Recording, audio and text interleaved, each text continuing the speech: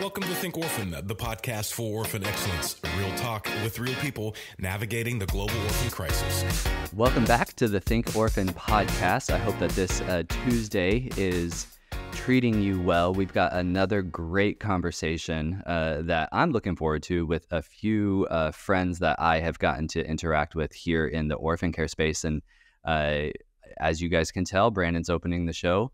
Phil's not here. We don't know where Phil is, if we're perfectly honest. We are recording this actually in August, although this will be released probably in October. And Phil is just gallivanting for summer. But at any rate, the show must go on, as they say. And I am joined, while not with Phil, I have replaced him with three people that excel in their intelligence and their wit and their charm. So we will make do. But I am excited to get into this conversation episode.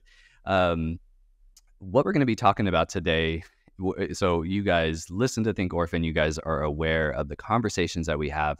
And a lot of what we talk about is obviously how can we love and serve orphan and vulnerable children with excellence. And a huge part of that is making sure that kids have the opportunity to grow up within the family.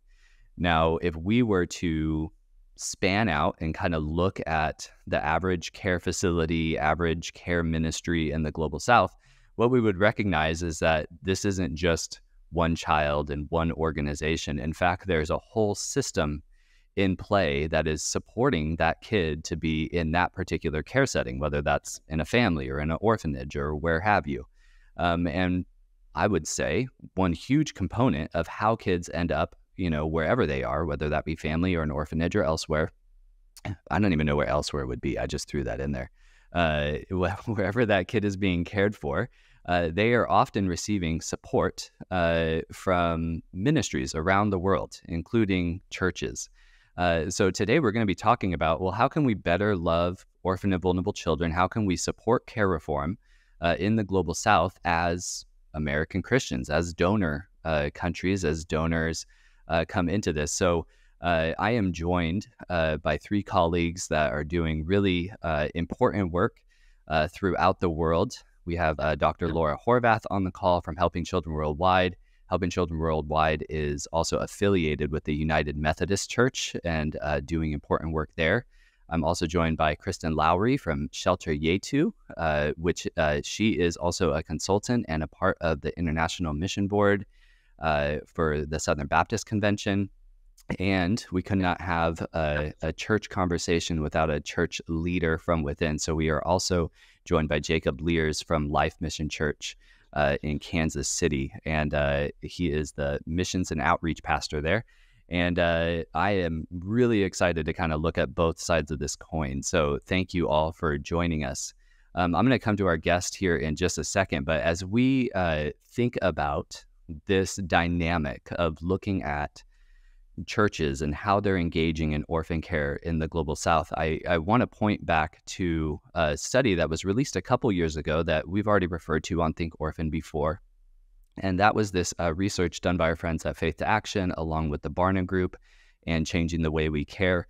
And this was really focused on churches. It was focused on what's motivating churches, what are the amounts that churches are giving. And you guys have heard us refer to this on the podcast before, but the modest estimate that came out from that study is that about $2.5 billion annually is coming from American churches and Christians to support residential care around the world.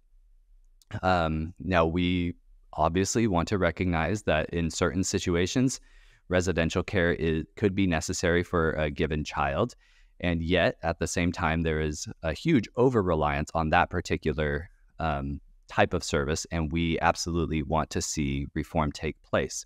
So with that kind of understanding, if we don't move and start to shift some of the money and start to shift some of the mindsets that are connected to those money within our local congregations here in the U.S., we may not be able to see care reform really take root. Kristin, who is operating in Kenya, can attest to some of the large government movements within that country right now, and that's certainly a large factor. But that's one country out of hundreds, right? I mean, how many? There's over 200 countries in the world or what have you. And we're just talking about one country that's getting these big government reforms, right? And sometimes those government reforms can also kind of go sideways. If we don't move some of the donor monies that are going into these countries or help people redirect them, we may not see the big change that we need to see, especially in areas like Sub-Saharan Africa, Southeast Asia, where these are highly privatized systems, meaning they're getting private dollars to run, right? They're not getting subsidies like we do here in the States to run child welfare programs. So we have to look at how can we actually shift mindsets so that we can also shift money and then ultimately shift the models that kids are being cared for in. So that's what we're going to be getting into today. I'm going to come around to our guests now and just give them a brief opportunity just to introduce themselves, the organization that they work for, and really kind of what brought them into, their own connection with church and missions work, and even as it applies to reforming orphan care. So I'm going to come first to one of my dearest colleagues, Dr. Laura. No, not that Dr. Laura. Dr. Laura Horvath. Could you just introduce yourself really quick to our audience?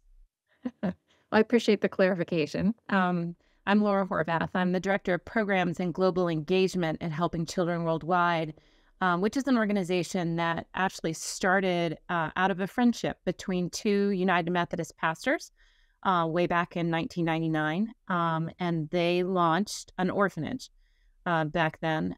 We've been through a transition, and that's sort of the HCW backstory.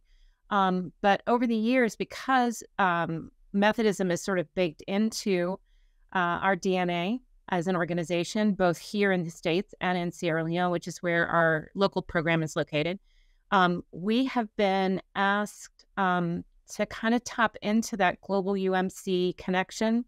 We've been asked by UMC orphanages across the continent of Africa for help with transitioning. And so that has enabled us to tap into some of the UMC leadership that we're connected to here in the States and leverage those relationships to change the model very slowly on the continent of Africa, but then get involved in the conversation, as you're saying, Brandon, with American donors, with the American Methodist donor piece of the church, and figure out how we can get those folks on board too. Yeah, that's really good, Laura. And it'll be interesting in this conversation to kind of see some of the work that you guys are doing with the UMC, and even juxtapose that somewhat with the opportunities that are ahead of Kristin and the Southern Baptist Convention. I mean, we're talking about two of the largest denominations, Christian denominations in the United States, and what should be a lot of I don't want to say latent potential, because the truth is they're already applying their hands within the orphan care space, but a lot of opportunity, hopefully, to kind of shift, as we're talking about. Kristin, I'm going to come to you. Could you just introduce yourself, tell us a little bit about Shelter Yetu, and then also your work kind of collaborating and supporting missions within the IMB? Yeah, thanks, Brandon. I appreciate the opportunity to be a part of the conversation. So like you said, I have two roles. On one hand, I serve as the co-executive director of Shelter Yetu, which is a rescue and rehabilitation center for street-connected children in Kenya. And so we work to rescue them off the streets, provide them with rehabilitation services, and then reunite them back to their families and communities and provide support and follow-up. And so I came into that probably about 10 years ago. And then as a result of being in that space and having those conversations, I started to see a lot of Southern Baptists who are coming over and either involved with orphanages or wanting to start orphanages, really just had a heart for caring for orphans, but not the knowledge to really fuel that. And so at the beginning of this year, I actually spoke with Senderleaf, which is the humanitarian arm of the SBC, and proposed that I would step into a role to basically serve as an international orphan care consultant. And so with that role, I get to advise Southern Baptist churches and missionaries about how to care well for orphans. No, that's really good. And I'm looking forward to kind of diving into some of that work, and so much love for the Southern Baptists. I am, as we speak, in the children's ministry room of a Southern Baptist church, which actually I used to work at. Now, we've actually had this conversation from time to time. Brandon is Baptist, Anabaptist, charismatic, contemplative. I'm a whole mishmash, but I love that we can kind of look at the SBC and your work as a missionary from the SBC, but also supporting other missions works. And speaking of churches, I'm not the only one recording from a church today. Jacob, I would love if you could just kind of introduce. Jacob has been somebody that I've just enjoyed a ton of conversations around orphan care. He has a missionary background as well, and I just think he brings so much into this conversation. So Jacob, could you introduce yourself to our audience and what's your connection with missions and orphan care and church work? Yeah.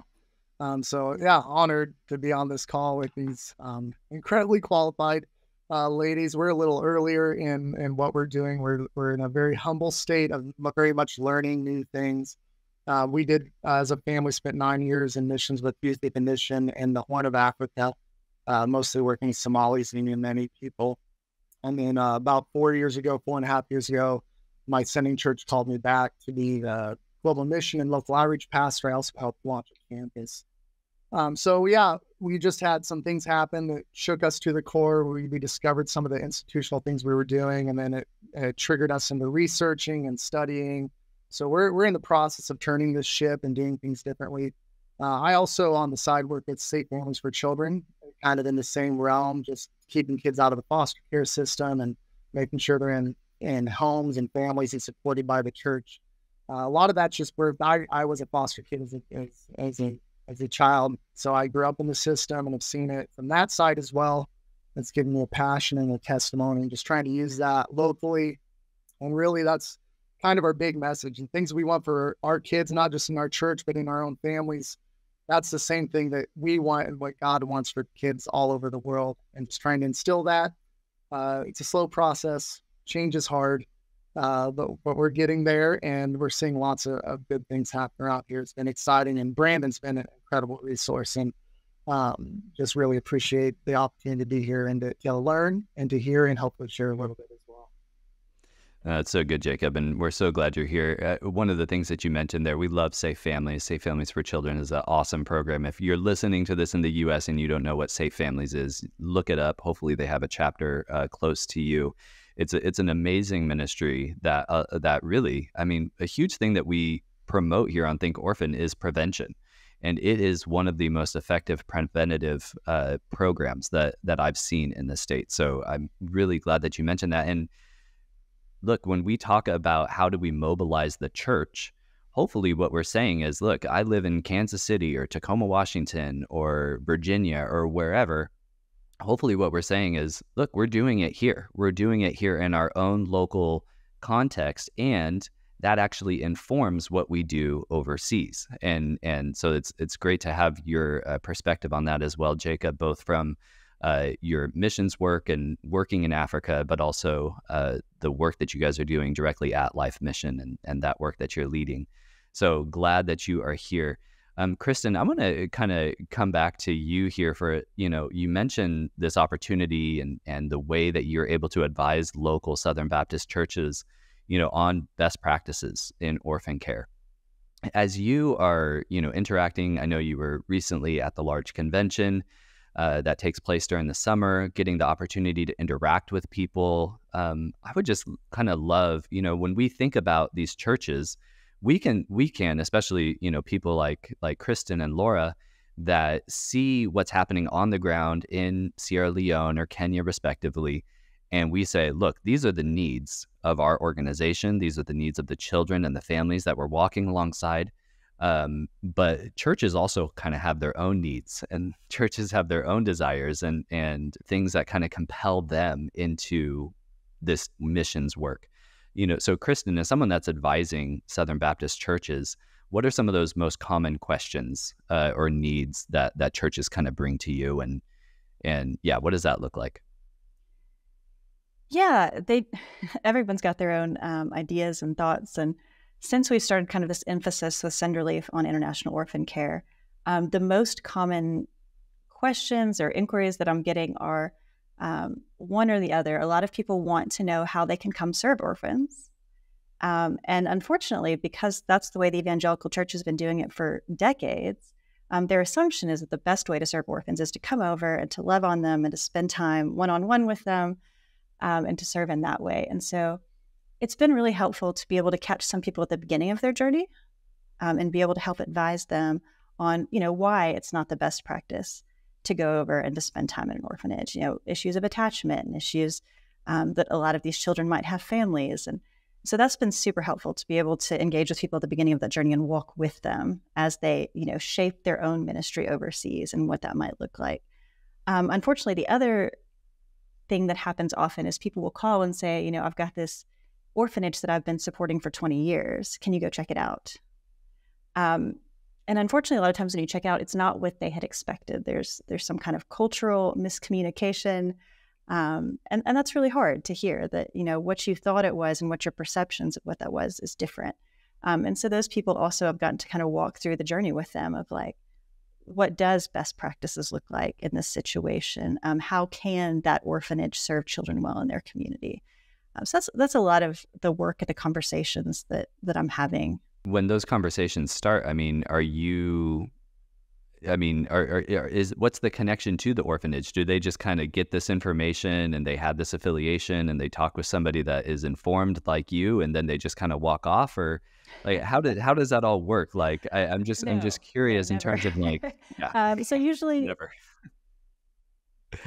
Go ahead. No, it's different. Some people will have gotten a Facebook message from a random person who has an orphanage in Africa. I don't know if you've ever gotten a Facebook message like that. And so they just want to know about it. Like, maybe the Lord is using that in their lives to say, this is a ministry that I might be calling you or your church to. And so they begin the conversation of, my name is now out there as the Southern Baptist advisor who, can point them in the right direction. So there's some conversations like that. And then there's just other conversations where they've had an ongoing relationship for years and years, and they're just starting to question some things. The kind of deeper you get into those relationships, the more you have questions. Maybe you came at Christmas and you realized, well, there's not nearly as many kids here at Christmas as there were when I came in August. So kind of talking through why that is and what they can do. Because what we don't want them to do is just walk away. Right. That's not the goal. So the goal is to help them to be, change makers within that organization and that orphanage, and to ask the hard questions and to think about, how can we maybe prevent kids from coming here in the first place, or reunite them with their families, or, do some of that prevention, the work that you're talking about, look upstream a little bit and see, why are there 100 kids in this orphanage that we've been supporting for 20 years? Yeah, no, that's really good, and good to have somebody that they can kind of bounce questions off of. I think that's a huge, that's one of the activities within this space that kind of punches above its weight. Just the opportunity to ask questions of somebody else and get opinions from somebody else, it can actually make an incredible impact in terms of actually helping people shift their mindset. So it's great that the Southern Baptist Convention and you have kind of come to this agreement. I kind of want to talk about the church more broadly. We recently had Brian Ficker on the show, author of When Helping Hurts, co-author of When Helping Hurts. And we asked him about the reality of church change being pretty difficult. At one point, he had mentioned in a previous interview with us that the customer is in the pew. And I think there's a lot of reality that kind of sets in. Look, American churches, sometimes it's which of those words carries more weight, American or church, right? Because we say American churches, right? Americans, we often default to individualistic, consumeristic, some of those kind of things. Now, I'm not saying any of this to be disparaging. It's just recognizing the dynamics within our congregations. So with this kind of idea that the customer is in the pew, I just kind of put this out to you guys. Do you see this dynamic taking place even as it comes to missional orphan care, and even coming back to maybe some of what Kristin was saying? How do you guys see this dynamic play out? Who wants to jump in on that one? I think that's definitely true. And I think as an organization at HCW, we see it in a number of different ways. We see it with we don't have a child sponsorship program anymore. We've migrated to something else, but We see it with our former sponsors. We see it with missioners. And I think there's this inclination as an organization that we have to fight, and probably churches at the church level too, in terms of the tension between curating a missionary experience, for example, and the need to educate missioners and sponsors and donors as to why, as Kristin's saying, why helping orphanages or helping orphans in the global South looks differently than you think that it might, and why is that important? And so I think education becomes a huge part of the work that we're doing with churches. I think one area where we address this pretty directly is on our short-term outreaches, and we, in a normal year, pre-COVID, we do about 12 a year, different short-term outreaches, and we tend to go to least reach places. So when we're talking to our teams as part of their training, say, hey, we have 3 priorities for this trip and for every trip. The first priority is the lost, and we're going to build the kingdom. And then our second priority is to bless the long-term workers that we're going there. We want them to want us to come back. And then the third priority is your experience. And a lot of churches do it the other way, where they want the people that are going, their first priority is to make sure they have a good experience. So they'll give and they'll tell their friends. But the way we think of it is, when you're focused on yourself, you're usually not going to get blessed to a degree. When you lay yourself down and you focus on the lost and on the missionaries, that's where the blessing comes from. And so we communicate that very clearly with our teams. And even part of the reason why we don't visit orphanages anymore. And that was a very hard conversation. I just had that this last weekend. Someone that wasn't on our trip to India, but had led like 5 or 6 previously, and said, why didn't you go to the orphanage? That's the best part of the trip. And I had to explain why, and say, I know it feels good for you. And it's the easy thing for us to give people good experiences, those Instagram baby pictures, but we're not looking for the easy answers anymore. Yeah, and just to add to that, I said earlier that a lot of people are calling and asking, like, how can I go serve orphans? And so I've been pretty influenced lately by the book by Dr. Hunter Farrell. I think you've had him on the show, Freeing Congregational Missions. And it's really helped me to think through, like, it's not enough to give you this education, this awareness, and this advocacy, because people still want to do something. And I don't want to discount that, because the Lord has used mission trips in so many people's lives to change them and to bring about, real spiritual change and formation. And so we've been working to develop a program that can bring churches who have done some prep work and some, understanding and advocacy and on the side before they get to here, together with churches here, Kenyan churches and Kenyan pastors, and they go together through a vision trip at Shelter Yetu and see all of these preventative services that Shelter Yetu is helping within the community, with the hopes that they'll join in a long-term partnership and affect change in both of their communities, because there's vulnerable children everywhere in the world. So I don't want to discount, short-term missions and serving vulnerable children, but it really needs to be in a context where the community is involved, their parents hopefully are involved, or their caretakers, and they're not, having that issue of family separation and all the things that brings. Yeah, no, I'm really glad that you mentioned that resource. And I would just encourage our listeners to go back and listen to our conversation with Dr. Farrell and pick up that book. I have been reading through it as well. I had started it before we had him come on the show, and I was on a train yesterday coming from Washington down here to California and read quite a bit, including his chapter on redeeming short-term missions. And I feel like it provides a very important lens again, what we should look at is there is opportunity here.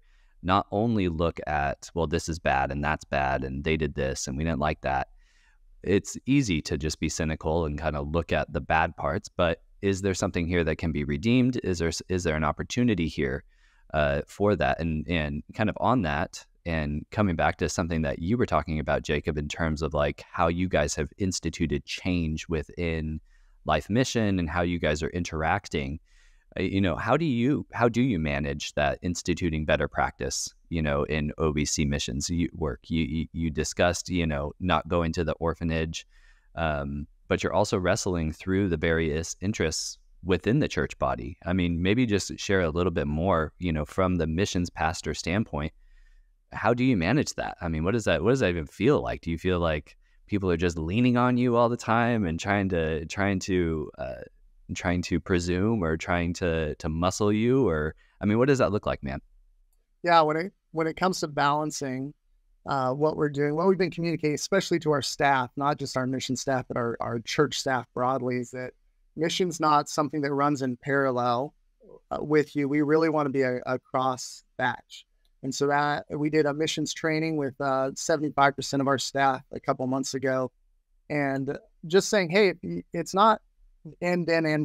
The Great Commission doesn't say Jerusalem and then Judea and then. Because if we waited till we reached our city completely, we would never go anywhere. We would never do anything. Like, it's a full-time job. We recognize that. But what I'll say is, for our kids ministers, you have people that are passionate about kids. They can't just be passionate about the kids that show up on Sunday.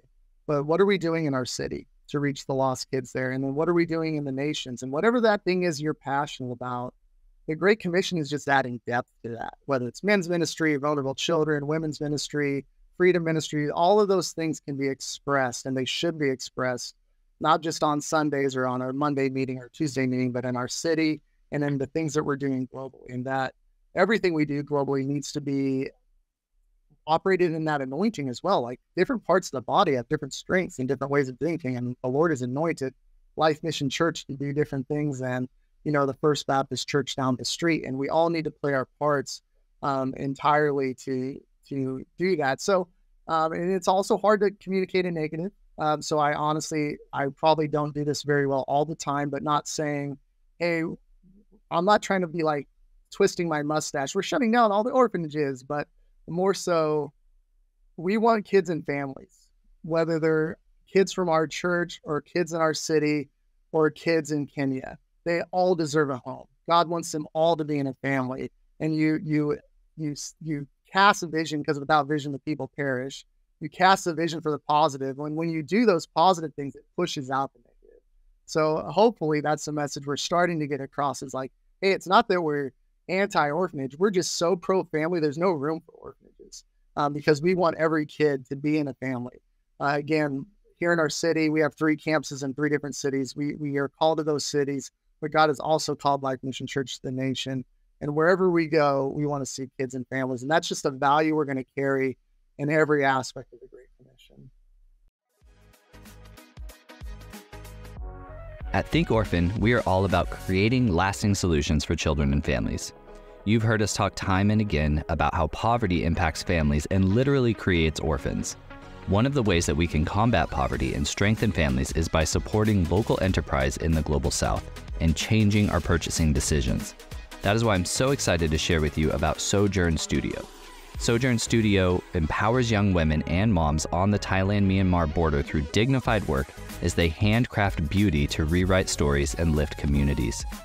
Women earn fair wages, educational scholarships, savings funds, health benefits, and maternity care.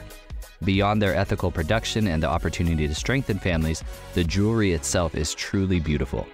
I value fair trade products and have gotten my wife multiple pieces of jewelry from Sojourn Studio.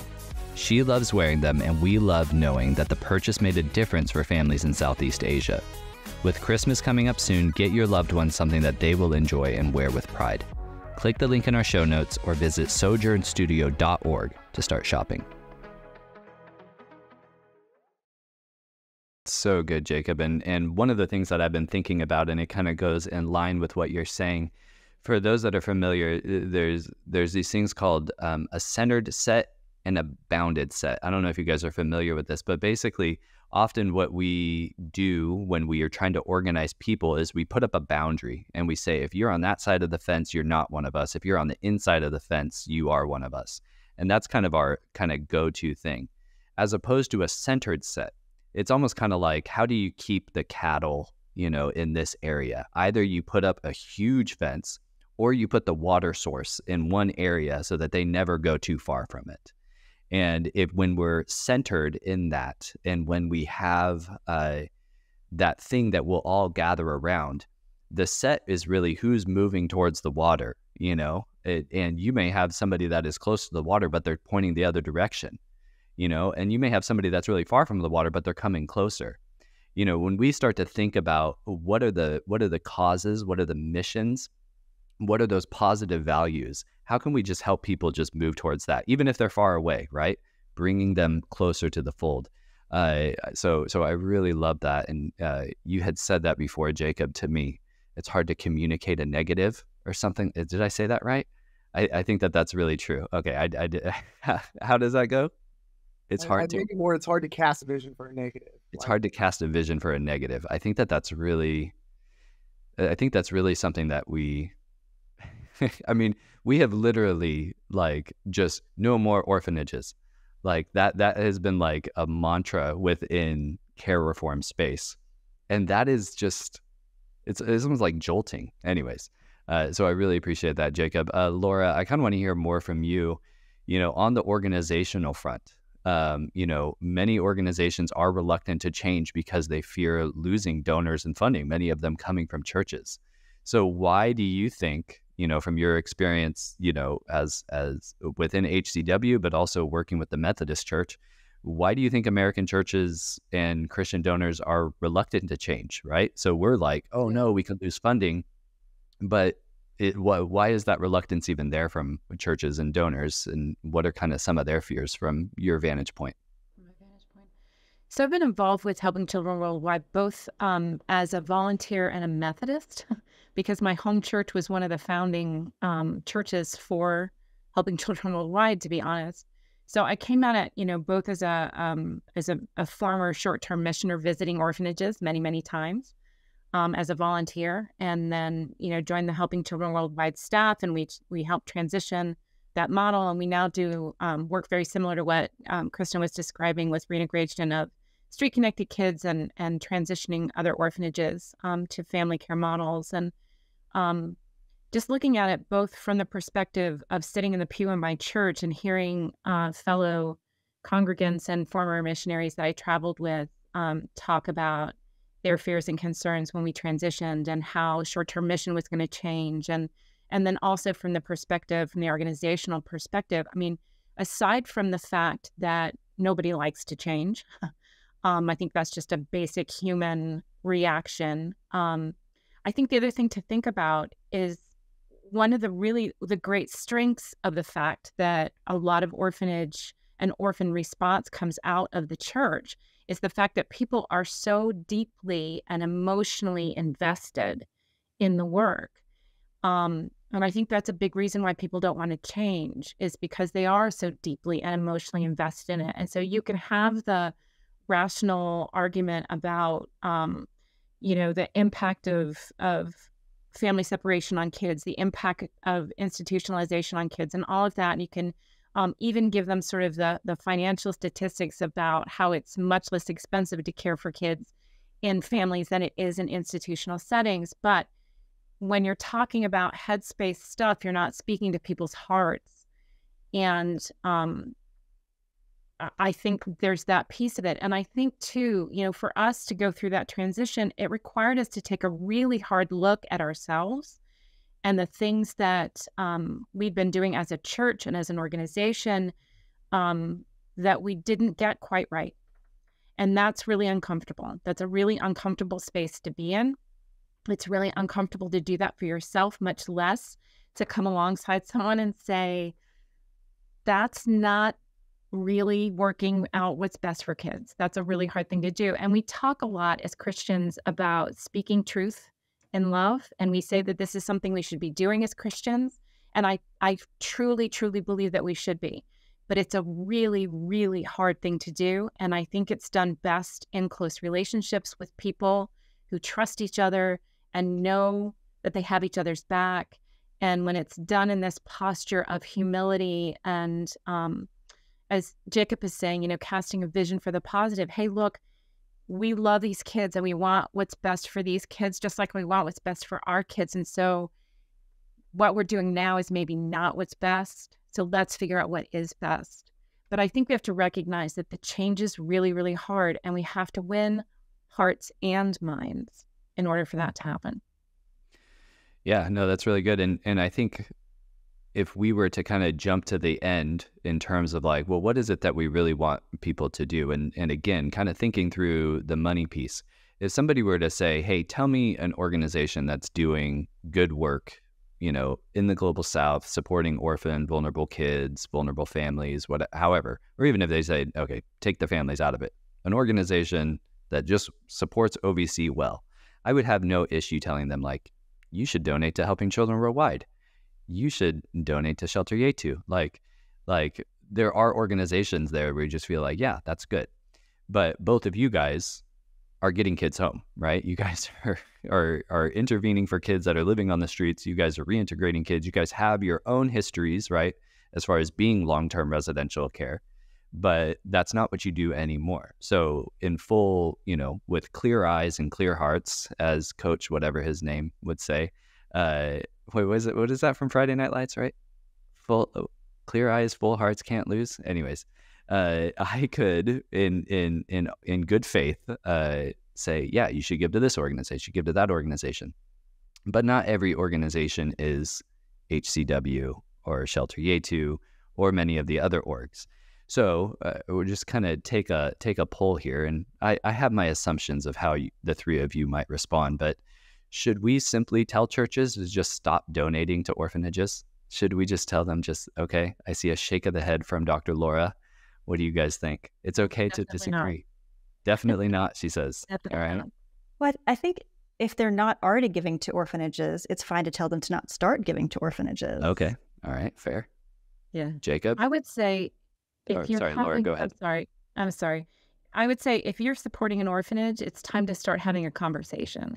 And to do what Jacob was describing earlier, I think in the call, where he was saying that, he went and found things out. He went and found Brandon Stiver at 1 Million Home. He went and learned some things.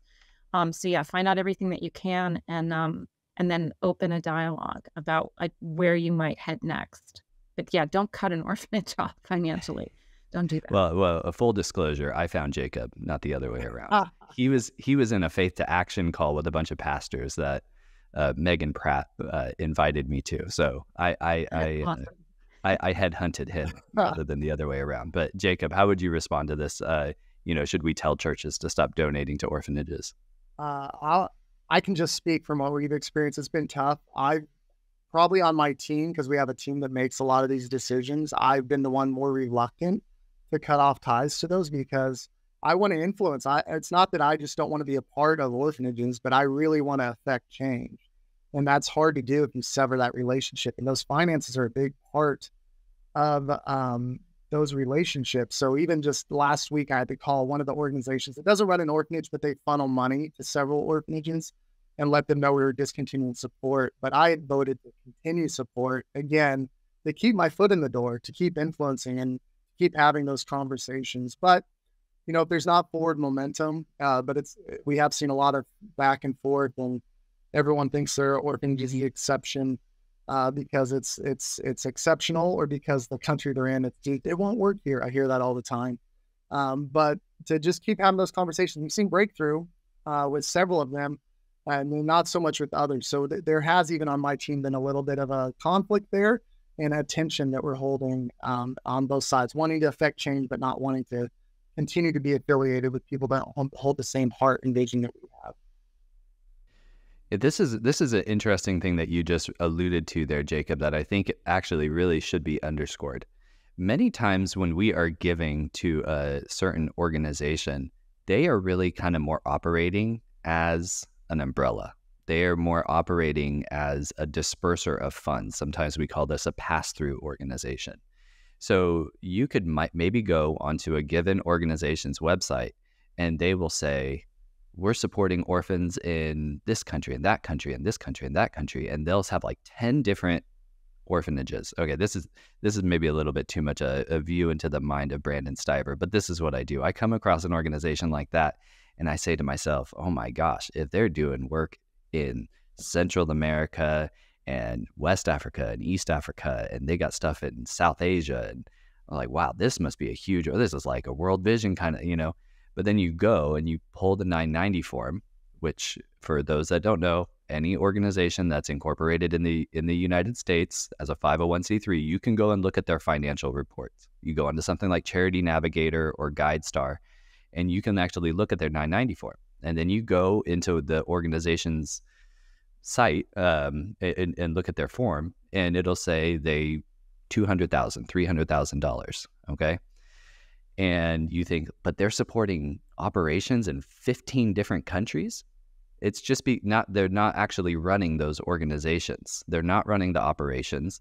They are funneling donations, sometimes in very negligible amounts, and they're often sending missionaries into those different things. So now I'm not saying that is exactly how it is with this organization that Jacob is referring to, but there are organizations that operate that type of format.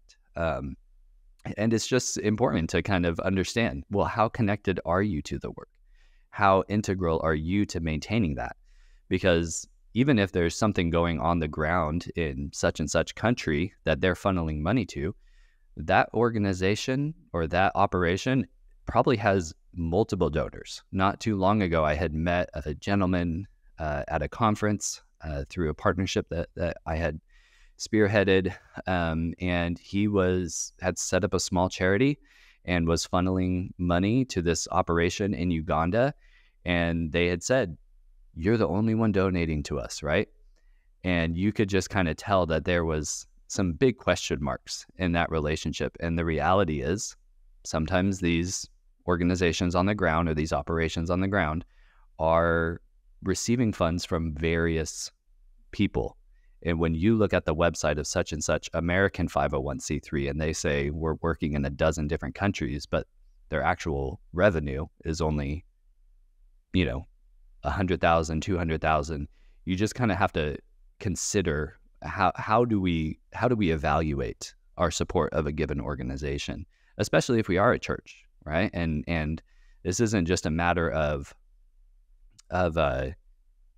donating, but it's also how are we compelling our own congregants into the mission of God, and who are we partnering with to do that, including our call to care for orphans and widows. So anyways, all right, I want to come back though, because we're talking about, should we stop donating? Should we engage with that organization? And that kind of seems like the overwhelming thing, which I think is good practice for sure.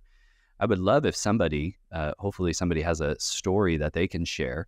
Can someone share a story of an American church or a Christian donor that really had a clear shift in mindset, which actually led to that clear shift in how they financially supported the care of vulnerable kids?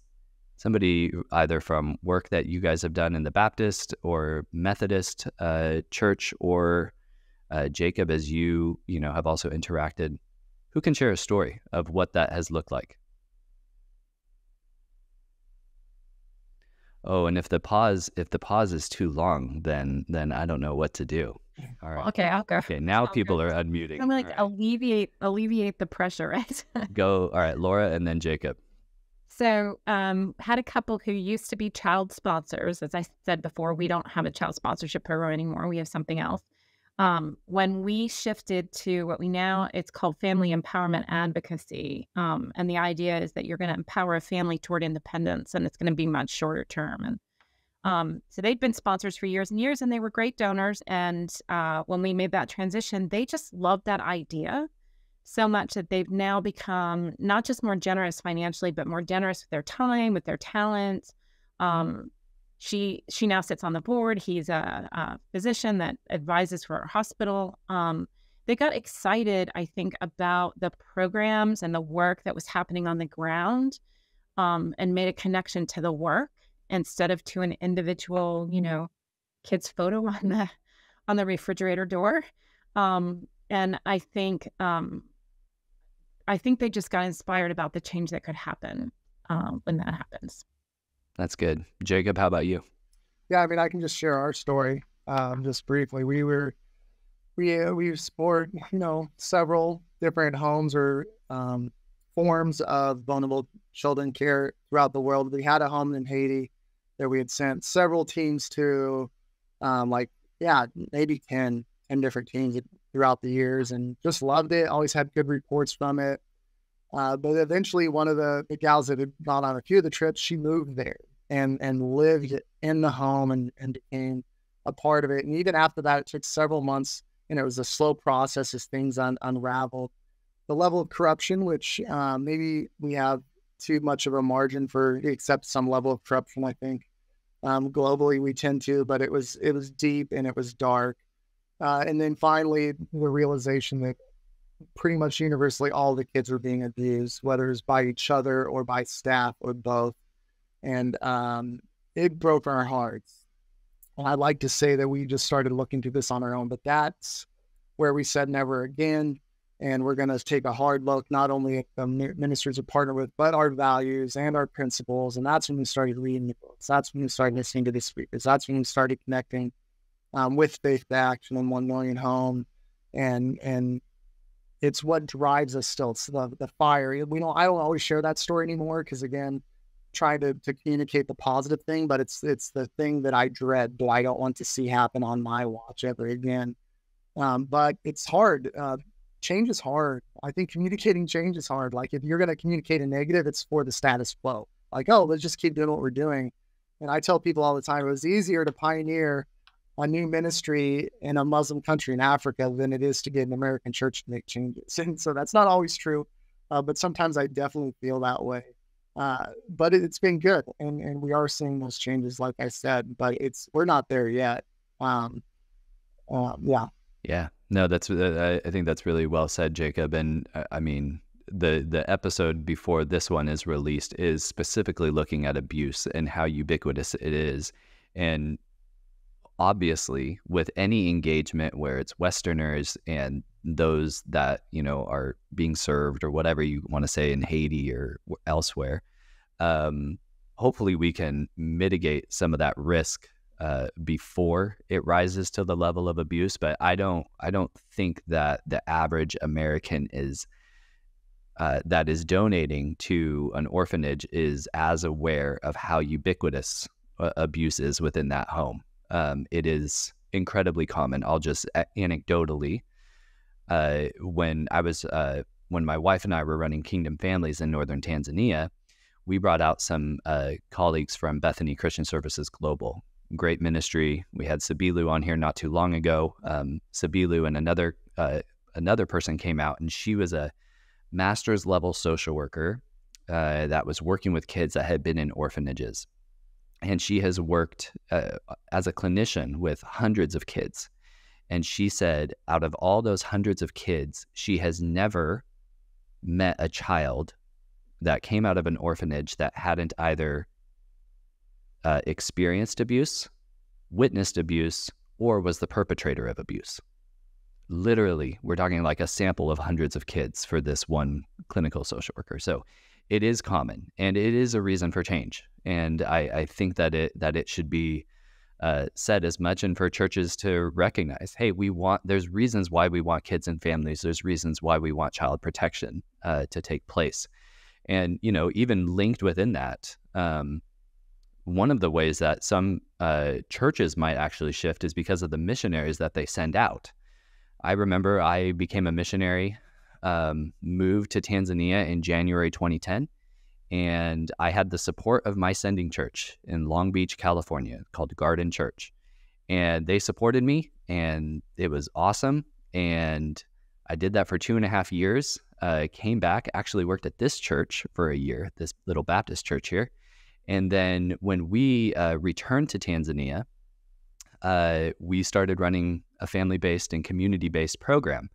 And our supporting churches just continued to support us, even though we had shifted the model, right, as missionaries. So sometimes shifting the church might actually be shifting the missionaries, right? And there's long-term missionaries, there's short-term missionaries. But I don't think that we could adequately talk about American missions work, including that work that affects orphan and vulnerable children, without talking about the missionaries themselves. So, Kristin, as someone that has been in missionary life for years, maybe can you speak, because we're going to talk about short-term missions as well, but you're a long-term missionary, and there's a difference there. Can you maybe speak to some of those most critical differences between that long-term service versus kind of the short-term missionary work? That's a difficult one, Brandon. I'm putting you on the spot. Yeah, no, but I think one of the biggest differences is that, as you know, somebody who's lived overseas, when you're living in a place for a long time, you gain pretty significant understanding of the culture and the language. And that's something you bring to the table, right? And not only that, I think more significantly is how the culture changes you. You're in deep relationships with people there who have different values. Like you were talking about in America, individualism is rampant. And here in Kenya, that it's not. It's very much a communal society where, we share money and we share gifts and we share space and time and all of those things. And so you're bringing all of that to the table, especially, when you talk about short-term missions. So you've experienced all these things that have, beautiful and wonderful, and they've changed you in significant ways. And you want to share that with people, which is a lot of the reason you bring over short-term missionaries, because you want them to see, like, this is amazing. This place is amazing. These people are amazing. And short-term missionaries, from my experience, bring a lot of zeal and excitement. You can get discouraged when you're out here by yourself for a long time.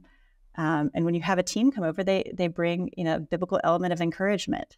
They come and they worship with you in your heart language, and they can pray for you, and they understand, what it's like to be an American or wherever you're from. But one of the things that I think is difficult is they sometimes come over with this mindset. And I'm not bashing on short-termers, okay? Because I have the same mindset in me that I have to fight all the time, that because I have this education, because I have this money, I have the solutions to the problems here. So we all have to kind of fight against that. But because I've been here for, 13 years, I've had more practice fighting against it than somebody who's coming for the first time. So finding the place where you can help short-termers to have that experience where they really encounter the culture and can be changed by it and see what the Lord is doing without empowering, enabling that idea that I have all the solutions, and instead bring everybody to the table, your friends who are, from your host country, the short-termers who are coming over, and, let the Lord work in those relationships, and hopefully for the benefit of vulnerable children, right? So I don't know if that's answered your question. Those are my thoughts about short-term and long-term. Yeah, no, that's great. Well, Laura, you have your own experience kind of operating with short-term missionaries and all of that. Maybe what would you add, Laura? Yeah, when we did when we supported the transition, our rescue center to become the Child Reintegration Center, one of the first things we did was stop the orphan tourism piece of our short-term missions for child protection reasons. And we did a huge education of all of our STMers to explain, the why of that. But then we also had to figure out, what are we pivoting to? And again, not casting a negative vision. What's the positive then? Where are we headed now? And what does that look like? And the year that we were doing those transitions of the short-term mission piece, we started saying around the staff that the best way to care for a child is to care for the carer. And then we started asking ourselves, well, what does that look like for short-term mission? What does that look like? How do we care for the carer? And so one example of this, and this is one of our most favorite projects at HCW, is called the TLC, the Teachers Learning Collaborative. And so it's one example of how we've done that. But what we did was we used to do short-term missions where we sent American teachers to teach summer school at the orphanage for about a month every summer. And they got lots of, 8 hours a day with the kids in the orphanage, and they were teaching the kids. And then what we realized is that the maximum benefit that we could get out of that in terms of moving the needle for those kids was 40 kids for about 4 weeks. The idea was that was going to help them do better in school in the fall. And to be honest, I think that probably had very little impact. But if we flip it and we say, okay, well, so if we focus instead on how do we empower the people who work with those kids every single day, all school year long, and those teachers have like 80 kids to a class every year, and then we give them skills, or we work with them, and we empower and strengthen those teachers, then it's not just this group of students in 2023 that they're working with. It's every group of kids they're working with after that. Then the ripple effects of the impact that a 2-week mission trip can have are much, much bigger. The problem for short-term missioners is they're not going to see that as much. But if you start to think about mission as being, I like to tell our short-term missioners that HCW has a 23-year relationship with our partners on the ground in Sierra Leone, 2 decades plus. And your 2-week mission trip is like a moment of this 23 years. And it's a really important moment. Moments are important in relationships, but it's a moment. So if you can take your moment and help build that relationship, help further the mission of that long-term relationship and impact the people who are doing the hard work 365 days a year, year after year after year, then you're more engaged in what real mission should be and kind of in a more productive way, having a greater impact. Yeah, that's really, really kind of helpful, Laura, to kind of, from an organizational standpoint, as those that are facilitating on a day in, day out basis, the work of ministering to children and families in Sierra Leone, for you guys to kind of describe, hey, here's the impact of this, here's the impact of that. And how do we want to reach more children and families within this country? Well, we're going to choose the path that's kind of the highest impact. And going back to the Barna research, one of the things that they talked about was just how significant these missions trips are. So I'll just read from that really quick. Of respondents who had been on missions trips, 21% had visited an orphanage or a children's home. Projected to the U.S. Christian population, 4 million Christians have visited an orphanage or children's home on their missions trip. 72% of those who have gone on a missions trip to a residential care facility have gone with a church group. Okay, so this is not an insignificant number of people or percentage of those people that are going on short-term missions trips. And, Jacob, as you kind of listen to Kristin as a long-term missionary, as Laura discusses, that the role that they play in kind of facilitating groups come in, you're a sender, you're the missions and outreach pastor. How do you guys go about preparing short-term missionaries that LifeMission sends out? Yeah, and again, we haven't arrived. We're still working on it. So you haven't arrived? I'm dropping you from the call. No, just joking. Just tell us what you do. I think even with COVID, I've still probably posted more teams than I've sent, but we're getting close to evening those numbers out, and hopefully I'll shoot way past it. So some of the things we did that were easy. We're not a huge policy church, but I think this was just last year, Brandon, I called you right when I thought of it. We do have a child protection policy for everyone that works with kids on a Sunday.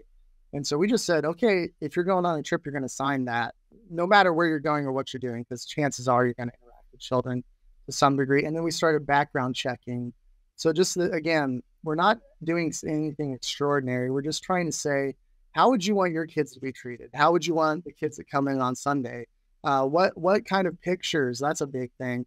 Would you find acceptable? Would you want some stranger to come and take a selfie with your kid? No. If it's a big group of kids playing, maybe if they're running a VBS at our church, like we post those pictures and things, but more of a principle of whatever we would do or not do here is what we are going to do or not do there. Whatever you would want for your kids, that's what we want for those kids. And just kind of having those guidelines. And even I was in Ethiopia a couple months ago, and just we walk up to the school, and I pulled us away from the group, my team, and said, hey, just a reminder, don't take pictures of these kids that you wouldn't have taken of your kids. And just to kind of hammer that home. And I feel like that's still the minimum. We're still working and we're still growing, but just those simple things, that level of dignity, even in how you're working. If I don't trust you to work with kids on Sunday, I'm not sending you on a trip to work with kids. Not to say that there's anything bad they would do, but if you're not good with kids here, you're not good with kids there. And if you're not trusted with doing certain types of ministry in Kansas City, we're not going to trust you to do those types of ministry in Ethiopia either.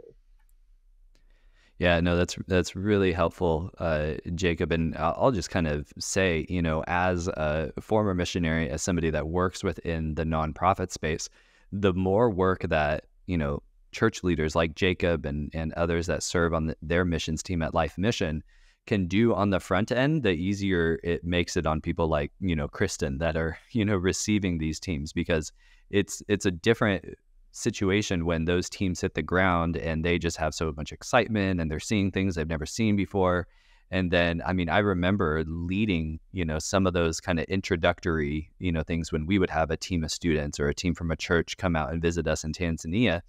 And as the missionary, I would kind of sit them down and be like, okay, here's this, here's that, here's this, here's that. And you could tell the difference if it was a missions pastor or just a group leader. You could tell the difference when they had already done work in advance to prepare that team to really kind of think through the implications of what they'll be doing when they hit the ground in Africa or wherever they're landing. So I think that work cannot be understated. And again, we'll just point back to Dr. Farrell's work, which has a lot of tools that actually equip people that want to engage not only in short-term missions, but really just kind of missions more broadly.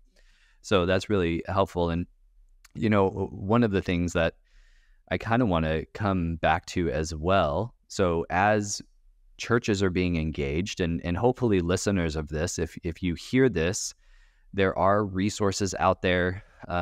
There are things that you can use to kind of raise awareness and raise the level of training, for short-term missionaries. We will have a lot of that linked in the show notes. Or even if you're listening to this and you go to a church that maybe supports an orphanage, one of the things that we have is a resource page as well with 1millionhome.com/church. And there's some special resources that are just curated directly for church leaders. If we're going to have articles that are linked there, including written by Kristin, if you are a Southern Baptist or a Methodist, resources that are specific to them. And we would love to just make sure that you're equipped to have these conversations as well. And I kind of want to, just before we go into our final rapid fire, I kind of want to hear just one more time from Kristin and then from Laura. As you guys are engaging with churchgoers or organizations that are affiliated with your respective denominations, how are you kind of turning some of those leads? I'll start with Kristin. How are you turning some of those leads, that you're getting from the Southern Baptist into direct support, for kids on the ground and even kind of promoting organizational change? What does that look like for you? For me, a lot of it's what we've talked about. It's those conversations, right, where you're getting from one point to the next, and they don't happen quickly. So it's a lot of conversations, and usually when people want, a quick way to support, I can link them to Send Relief, who has a focus area on families and vulnerable children. They put those together. We've put those together because we recognize that it's not helpful to just support a child. So we have projects all over the world that we support that are based on family-based and community-based care. And then with my work with Shelter Yetu, I'm trying to, we're using the 1 Million Home Ways of Care roadmap for transition to try to help more organizations transition. So SBC doesn't have orphanages. They got out of that space as a denomination about 20 years ago. But as you know, every Southern Baptist church is autonomous. So they're still involved in orphanages, however they are. And we want to be a resource to them. We want to help them if they would like to help that transition, to walk through that practically, to be with them in that, and to point them to all the resources that are already out there. No, that's really good. And yes, I'm saying this as I sit in a Baptist church. It seems like they're autonomous about some things. No, but we won't get into that. Sorry. No shit. Yeah, we won't get into that. No, but it is funny because even this church that I was a part of and were supporting us, there was another staff member that came later on that had a connection with an orphanage in the Philippines. And then even this small church, which has wonderful people, end up taking a short-term mission trip because of a new staff member's connection to the Philippines with this orphanage. And then there you go. There's the support, right? So it is really interesting that we kind of think critically even along those lines. Laura, really quick, how are you guys within the Methodist Church, being able to provide support and connecting and advocating for reform within your denomination? Well, I think we have kind of a two-prong approach. There's an approach back here in the States. There's a campaign we call Strong Family for Every Child. That's the vision that we're casting, a strong family for every child. And we're leveraging relationships that we have with U.S. American Methodist churches that are affiliated with our organization. And so by leveraging that, we'll be doing some things around Orphan Sunday this year, and then showing success to other UMC congregations in the States. We hope to grow that, but it's a very grassroots kind of approach. It's very relationship oriented and sort of building on success. But the other thing we really try to do is we try to point toward our partners on the ground who actually do this work, who do the transition support services on the ground, who do the work of reintegrating children and supporting families. So we were in Mozambique in April at the General Board of Global Ministries meeting of bishops, of the African bishops in Maputo. And one of the best moments of my life in this work was sort of presenting this campaign and then saying, but if you want to know more, bishops in Africa, if you want to know more about doing this transition, don't come to Laura Horvath. Don't come to Melody Curtis, our executive director. The people you really want to talk to are David Musa and George Kulanda, who work at the Child Reintegration Center, and they do this transition work on a daily basis, and they've done the transition themselves. And so they can, offer you that firsthand experience. And so we try to point back to our local leaders. What we hear from leadership in the American Methodist Church is we don't want to tell our African brothers what to do, our global South brothers what to do. We don't want to be colonialistic in that way because of the history. And so we want our partners on the ground to tell us what they need. And so, where we can link that up, that's what we're trying to do. That's really good. And again, I'll just point people to our show notes. We've also touched on this before. We had Pastor Evans Baggs at one point kind of talking with us around this piece too. And there's just a lot of resources out there, if you want to have this conversation with your church or if, or you could pass along to somebody else, if they have a church that they're connected to. And as we kind of land this plane, we got one final rapid fire question for each of our guests. All right. And Jacob, I'm going to come to you first, buddy.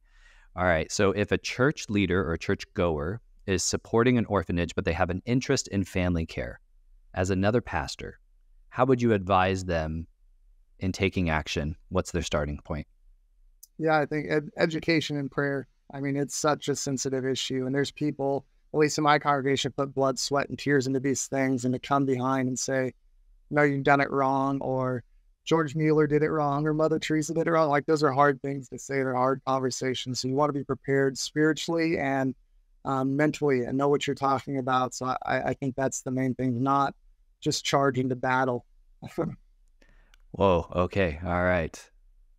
Just as soon as you said George Mueller, I had this flashback of when I was going to work at the orphanage, and my boss at the time, she gave me his autobiography, but it was not so much as like the orphanage piece, because he had a ton of orphanages in the UK, for those that don't know George Mueller's story, but his faith in fundraising. That was kind of the that was kind of like, you can fundraise too. Here's George Mueller. All right. So that's really, really good though. All right. Kristin, if a church leader or church goer is supporting an orphanage but have an interest in family care, in 60 seconds or less, how would you advise them? Yeah, similar. Education. There's a lot of good resources out there that can help you think about children in care and what's best for them. That, and then ask the hard questions of the orphanage you're already supporting. Ask them how many of these kids have parents. Ask them where they go on Christmas. Ask them if there's abuse in that orphanage, and then, prayerfully try to move forward with them to get every child in a safe and loving family. That's good. All right, Laura. Okay, so I'm not going to linger on education because I think that is the first step, and I think you all have said that. Check out Faith to Action, check out Better Care Network, check out Christian Alliance for Orphans. 1 Million Home has a great course called Journey Home you can even do online. Learn everything you can. And then begin a conversation with your partners. And if that's hard, and that can be hard, HCW, just to do a little plug, HCW does have a series called Breaking Bread. That's a grace-filled, scripture-led way to have a conversation with your partner about How to Care Well for Orphans, and that's offered for free as a resource. And I think the other thing just to bear in mind is you're not telling people what to do. You need to journey with. You need to walk alongside your partner. And this transition is difficult. It's a difficult thing to change, and so it's best when we do that in relationship and in partnership with each other. So stay together. That's good. Stay together. Get educated. These are the things that we talk about. And so we could not be more grateful to our three guests, Laura, Jacob, Kristin. Thank you guys each for joining us for this conversation. And again, I'm just going to point our listeners to the show notes, which you will find at thinkorphan.com or in whatever app you are listening in. We'll try to make sure that all of those are hyperlinked so you can connect with some of these resources and some of these people that are out there making change. And as always, with everything that we do, we hope that you're taking everything that you hear here on Think Orphan and that you use it so that you can better love and serve orphan and vulnerable children with excellence, better and better each and every day. Thanks so much, and we will see you in a couple weeks. We hope you've enjoyed today's Think Orphan podcast. For all the information in this week's podcast, please visit us at thinkorphan.com. You too can be part of the conversation. Send your questions to info@thinkorphan.com or join us on the Think Orphan Facebook page. Thanks for listening, and we hope you'll join us again on the next edition of Think Orphan.